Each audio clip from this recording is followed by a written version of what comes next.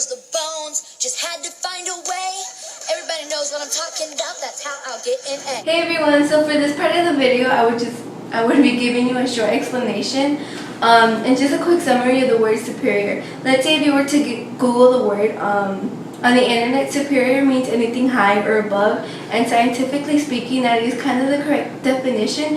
When you're talking about the word superior in science, superior means anything from the waist and above, so your waist to the top of your head.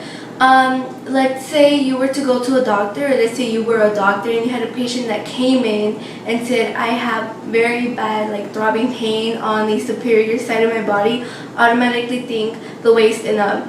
So if your patient was standing from an anatomical position, that's something we also have been learning this year. So that's when you would know it's from the waist up. Something that myself that I make mistakes a lot is on. I would always think that superior was just any part of the body, so I would always think, oh well, maybe the knee is superior to the ankle, which is true, but technically it's the wrong way of using it. The knee is proximal to your ankle.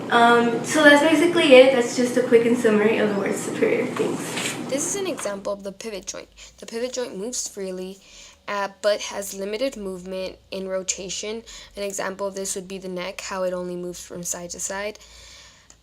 It only moves in a 180 degrees movement cycle.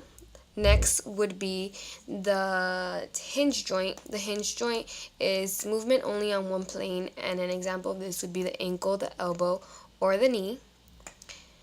And the next one would be the ball and socket joint, which has the maximum rotation. It rotates in all directions, and an example of this would be the hip or the shoulder.